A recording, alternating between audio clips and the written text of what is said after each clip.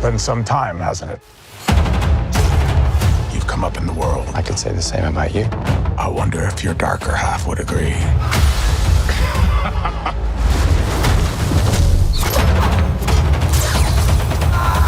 Exactly what kind of a lawyer are you? A really good one. So the first one is Daredevil Born Again. Of course, the flagship show they're trying to make out to it. So since you saw it, what are your thoughts on it? Mars? My thought is they gotta give us more stuff specifically. That's what I want to know. I want to see what the hell is going on. That's just it's too quick. You know, even if it's slowed down, what can you do, bro? Okay, Cal, what are your thoughts on what you see on Daredevil? I know this was a struggle that they had. They had to redo reshoots and a bunch of things. What do you think about the Daredevil? Oh, what? Daredevil's the only one there that looks worthy of seeing. You got the pedigree in terms of the original Daredevil series. You got the cast. They brought back people who I didn't think they were going to be able to bring back. I think the Punisher is going to be attached to it. We got some bit of Bullseye. So yeah, Daredevil. I mean, Daredevil is once again in the position that it was with Netflix, where it's like, okay, I'm going to be the guy to set things off, and so because I'm good, everything else that comes after me, you guys are going to be willing to entertain. So now, once again, Daredevil is there, like, okay, I'm going to be great. And then because I'm great, everything after me, you're going to be willing to entertain. Daredevil looks good. I don't know what they were talking about in terms of the Daredevil. The last one, they said that Feige looked at it and was like, "Yo, it's horrible. We got to get rid of it." So no, they cut it. There was a lot of talking and no action.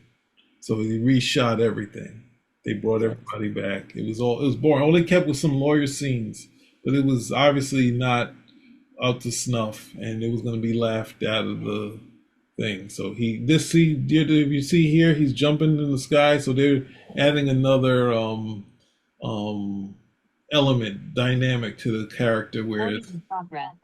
So all right, so they just added some more stuff to it, and we know that it wasn't that you're saying they looked at it and they said, "Oh, this is great." No, they reshot everything, made it look good. I'm just saying, I love the costume. The look just looks legit, and it looks like they spent some money on this.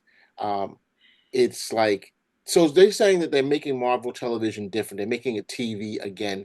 They're not doing it the way it was like bad. No. They're saying the difference is here. They're actually developing shows with the thought that they're going to be continual seasons, right? Whereas before the Marvel shows, I don't know about that. No, that's exactly what they're saying. Unlike they're developing like a regular TV show, like how they did the previous Daredevil and stuff. But they're saying the other stuff was delivered when they created it. They didn't plan to do another season. It was like, oh, these are just long form movies, basically, or like miniseries. So there wasn't a decision to go on. That's why, even though WandaVision was a hit, they didn't have like something ready to go. The only show that they ever came out with a second season that they said from the beginning was going to be Loki. So this is definitely a positive. I mean, so let's say Riri Williams hits off. There's no plan for a second season. You know what I'm trying to say? The logic on how they were going about it was just totally different. So yeah, Daredevil looks good. It looks like they really want to push this forward. The season that they're talking about right now, they're saying the main character, Fisk, is going to be the mayor, right? That's the Kingpin, in case you don't know. You know, so they're doing like you see them talking here. Fisk is the mayor, right?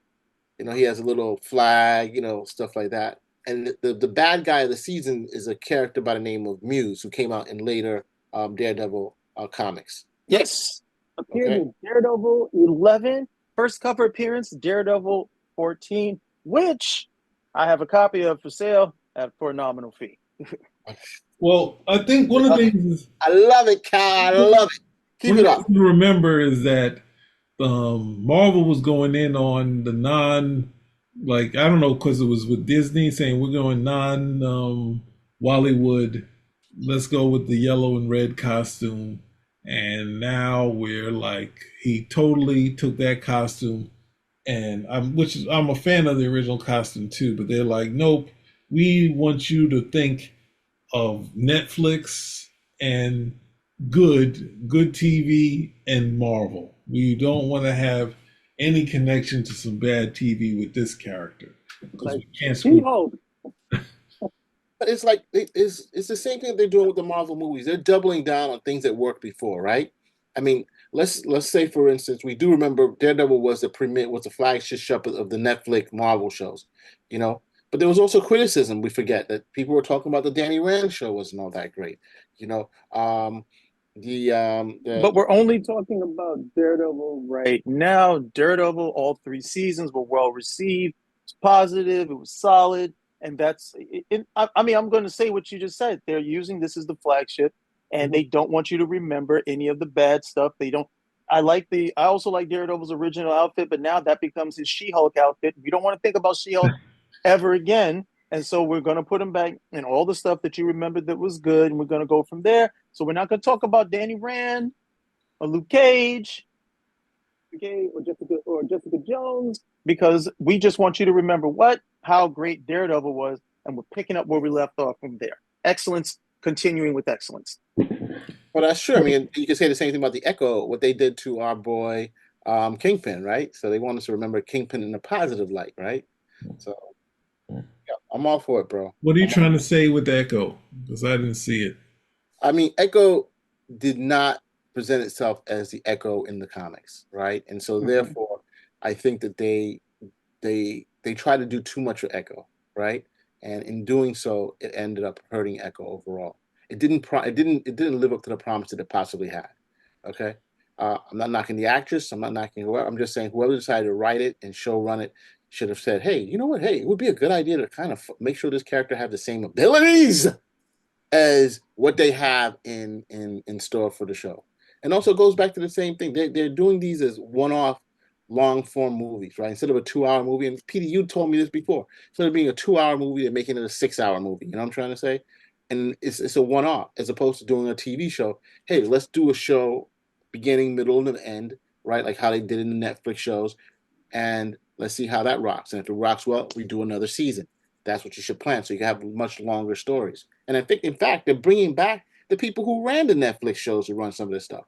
You know, of course, they got to give our boy Jeff Loeb some props. They can't put Jeff Loeb in because he's too powerful a guy to have. Why do you think he ousted him? I get it, but I'm just saying he can't have the guy who's the name of the thing who brought in Bullseye, and it was like crazy.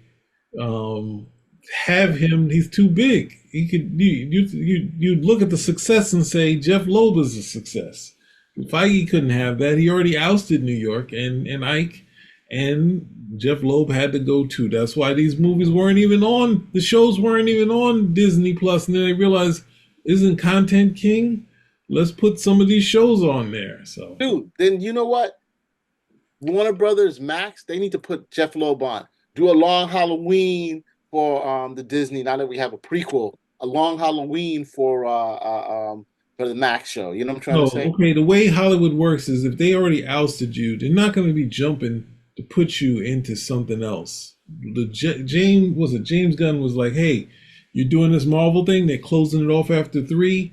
We want you now over to DC. You don't take someone that you just ousted. After Heroes, yeah, they could pull them over and do something else, but not after you get kicked out, so it's a thing where, and he doesn't seem like he's hurting. He's at the cons, he's doing more comic book stuff. So he's been a rascally sort of fellow figuring this thing out, but Feige as a success has had to oust him. It can't be like, hey, we share the success. No, it has to be Feige, And so now, oh yeah, Marvel fixed it. Marvel, the thing is, they're doing what they should have done with Moon Knight. It should have been up in the air where we could see a cool shot in the night. But we finally got it with Daredevil. And obviously I was cool with the Daredevil show before this, but they added another dynamic. Now, since they got rid of all the old stuff that they had in it, hopefully, this whole thing works out for them. But, if Daredevil already works, so why throw everything out, which they tried to do. They tried to born again it, and they realized they needed just to do what we did before. And putting the Punisher back, too. Yes? Yeah, I mean, I got a question for you guys. Are they bringing back Foggy and Karen? Yes. Yeah. You saw them in the trailer? No, I saw the interview. They're all back. Karen's back. And Well, Vince D'Onofrio figured it. He said, "Hey, they're going to be calling us soon," and they're like, "I don't think so." He's like, "No, no, they're definitely going to be calling us soon." Well, dude, they had him on ice for a while. Everybody knew was coming back. Daredevil was coming back. They had him on ice. And we've seen him. I saw him in Boston. The con. I saw him. Where else I saw him? We saw him like a couple of years ago. And they wouldn't say they were asking him, was he coming back? And he wasn't saying anything. So you knew something was up and away. It was just a question of time when this stuff was going to happen. You know, there were hints going on for a long time. So they must have said, "Hey, yeah, we're going to pay." Again, I don't know how Hollywood works, but it seems that they can give money to actors to just chill for a couple of years. While they make sure these contracts get sorted out. But I think there was a certain time limit between when they were on Netflix, when they were on Netflix, and then that particular contract, I guess they weren't like on a stipend or under contract. They were gone. now I think they had They them were over. like No, they didn't have these guys. The only he person wasn't they not had, all of them. no, definitely not. When they ousted it, it was gone. You think so? I think Gone. Matt Murdock. I Then think they had. I don't know about everybody else, but I think no, Matt then when Murdock. they were doing when they announced that they had him back, that's when he lined up to do the She-Hulk and the Echo thing. But D'Onofrio said, oh, they're doing the Disney Plus thing. They're gonna be calling us soon. And Charlie Cox was like, no, I don't think that's gonna happen. He said, no, they're definitely gonna call us. So it's a different thing between, I guess you could say, like there's a period where none of the Star Trek actors were lined up and they weren't getting any money until the rerun thing started to happen. And then at some point they were under contract where they were trying to get the phase two to happen. So when the phase two was happening, they were trying to figure it out, which took a few years. They were, hey, just sit around till we figure out when we're going to actually shoot. And when they got close to shooting, obviously, the movie Star Trek happened, Star Wars happened, and so then they were like, no, we're doing a movie now. So, but definitely not. They didn't hold these guys. They all had to get new jobs, and they didn't think, as you were saying, they didn't think Foggy or Karen were coming back. So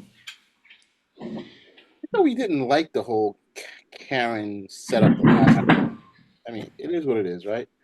We have them back. Are they going to change? Are they going to keep everything the same, or are they going to just say, "Yo, it's going to be a more focus on Matt"? And again, I don't want him to be the poor, broke, obsessed lawyer, not doing what needs to be done. I mean, I hate that. what the part of it wasn't that He's obsessed. the Frank Miller version of him? I'm just saying he needs to. I mean, you can't survive unless he's doing some cases, right? He has to work, make some money. Um, but Frank Miller's version, you mean first or second? Are you talking like Born Again?